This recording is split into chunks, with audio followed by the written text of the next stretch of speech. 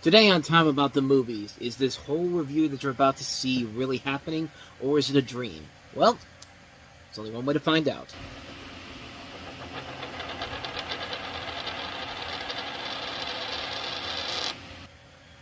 Okay, maybe this is reality, or is it?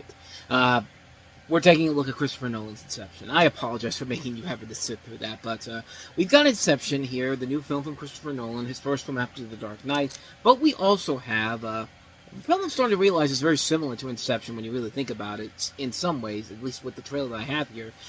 Disney's The Sorcerer's Apprentice, the second live-action remake from a Disney animated classic, this time starring Nicolas Cage and Jay Baruchel in the big-screen adaptation of the segment from Fantasia. So with all that said, let's get to it. July 16th, 2010, this is Time About the Movies, and yes, it is for real. Or is it?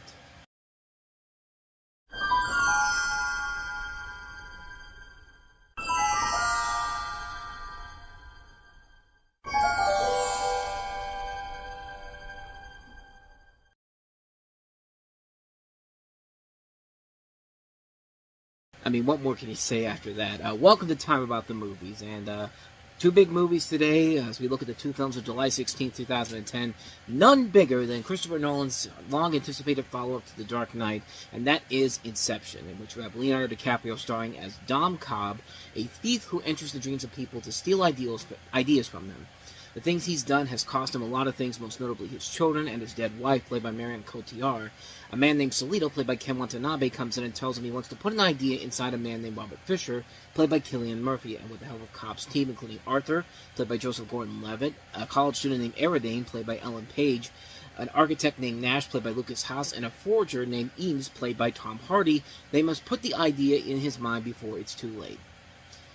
And really, that trailer kind of gives you a good sum up of what you're going to get from the movie, because the movie is fucking amazing. This is probably my third or fourth favorite movie of the year. I'd have to double check after the year is over, but yeah, this is definitely one of the highlights of the year. It's not a perfect movie, but it's a movie that works nearly 95% of the time. What about that 5%? Let's talk about the three main problems I have with the movie, and one of them is kind of with Marion Cotillard as the villain. I mean, I like her as an actress. I've seen her in some good movies, but this was just around that time when some of these movies were trying way too hard to get these people who clearly should not be playing villainous roles and proving that they can't really make it work. There's some that can make it. There's more than a couple that can make it work. Ava Green, for example, is somebody who can make a good villainous person work.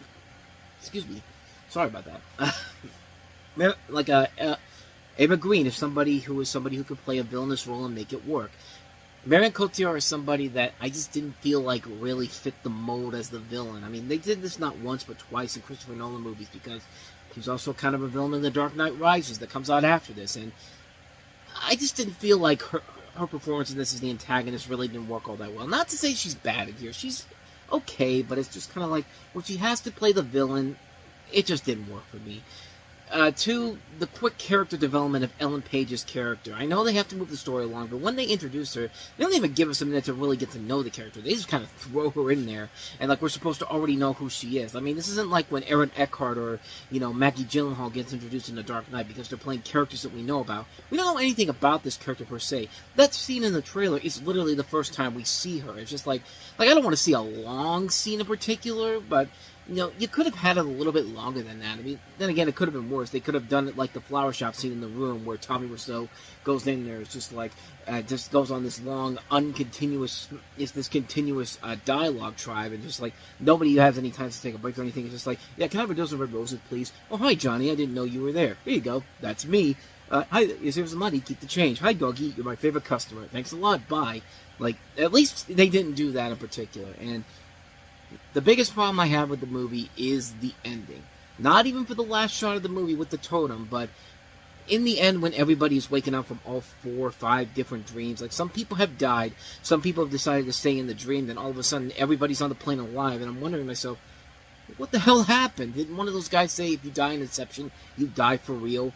I mean, it took me time to really think about it, because that was my first time watching it the first time.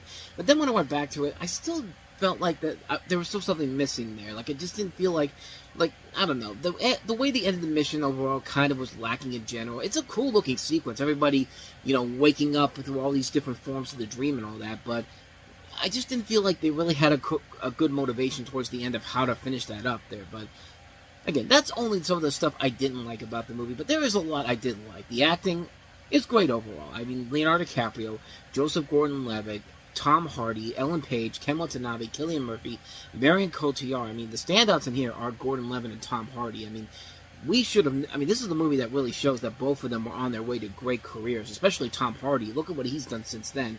And also Joseph Gordon-Levitt, too. I mean, you gotta love him. I mean, the guy very rarely makes a bad move on his part. And even when, he's not the worst thing about those bad things, but the story overall is a good idea. Entering somebody's dreams so they can plant an idea in there. And that's a good idea for a story. And the visuals are top-notch. These are very good visuals. I mean, this is stuff that still holds up 15 years later. And it's just like, whoa, like how...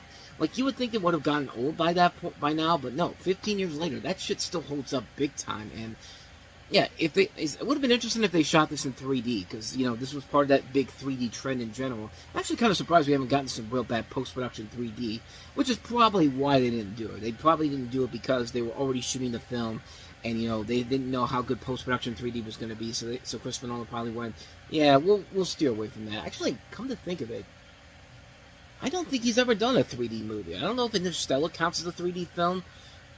Maybe not. Maybe he's never done a 3D film before. Maybe that's why it's probably for the best, though. Because, like I said, post-production 3D we've seen already with a couple of movies don't really work all that well. And, yeah, that's probably the smartest move not to do that. But I do like the film overall. There are slim problems overall, but it's still a great original movie, which is very rare to get at this point during the summer season, and especially nowadays. I mean, even the original movies now this summer have not done very well, unfortunately.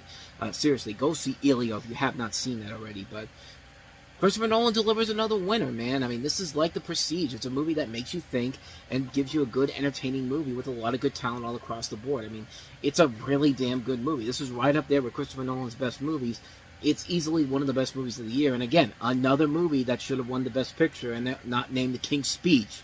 And trust me, I'm going to keep bringing that up here because I'm sorry. The King's Speech is the worst Best Picture winner ever. But we will save that until we get to that movie's release. But in the meantime, let's take a look at the other movie we have this weekend. Disney putting out a movie that, like I said, sort of feels similar to this in terms of the first trailer alone. But it's still an interesting movie nonetheless. Let's take a look at The Sorcerer's Apprentice.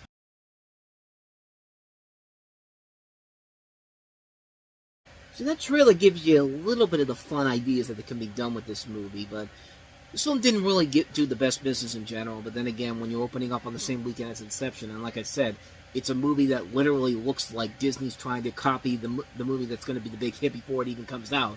Because, I mean, it literally looks like elements are taken from Inception and adding in a little bit of magic into it, but this is The Sorcerer's Apprentice, and this is based off, of course, of the 1940 Fantasia short segment featuring Mickey Mouse as the Sorcerer's Apprentice, where, you know, you have all the moments where he's, like, playing around with the book, and he makes the brooms come to life, which they do in this movie, which is a nice little homage, but in this case, we have the story here about Balthazar Blake, played by Nicolas Cage, who's one of Merlin's three apprentices, who trains a young college student named Dave, played by Jay Baruchel, coming off of his success of How to Train Your Dragon earlier in the year, to become a sorcerer after Blake's long search for the Prime Merlinian.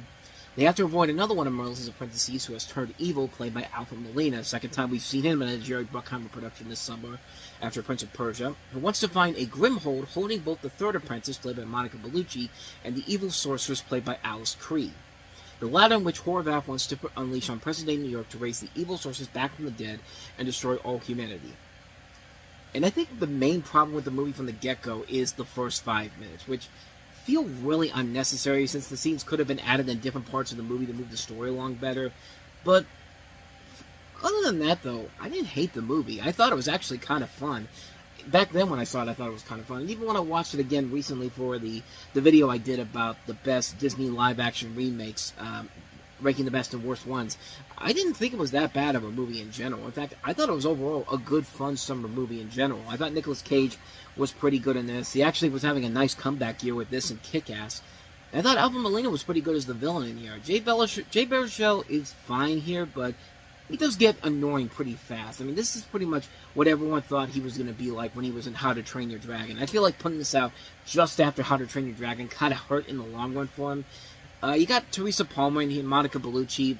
They're pretty good in here. Teresa Palmer's playing the love interest to Jay Baruchel's character. And I just realized she's also in She's Out of My League, too, which was another movie that was kind of not bad, but not great either.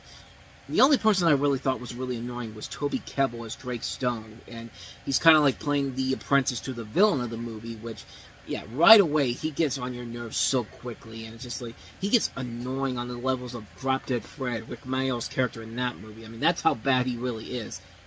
Some of the visuals can look pretty cool. The great visual effects in there, like including that bird that comes off of the Empire State Building that Cage rides on. And then there's some visuals that just kind of are not that great, like the dragon attack in Chinatown's pretty lame.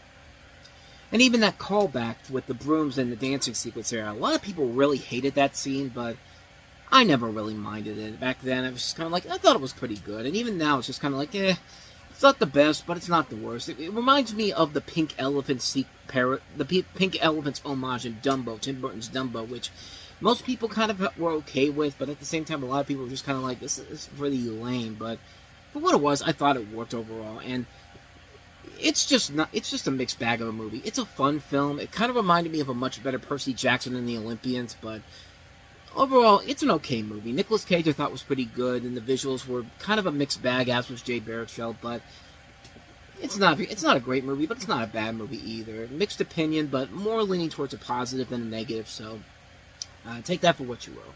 So that is The Sorcerer's Apprentice. And so, with all that said, we wrap up another edition of Time About the Movies, and the next time we meet, I almost gave you the week after the next week, but we have two movies to take a look at here. Angelina Jolie starring in the action thriller Salt, which I remember not liking back then. It's been 15 years since I've seen it, so have my thoughts changed on it since then? Well, you're going to have to tune in tomorrow to find that out. And we also have Selena Gomez starring in Ramona and Beezus, her first leading role in the movie. So we'll take a look at both of those movies coming up tomorrow on the show, so definitely be on the lookout for that. But with all that said, thank you so much for watching this. I hope you enjoyed it. If you did, go ahead and hit that like button, the subscribe button, and the notification button. And also don't forget to hit our playlist and check out the previous episode we did. And we post new videos here every day, so be on the lookout for those every day here on this channel. But with all that said, whether it's in the past, the present, or the future, I will see you at the movies. Take care.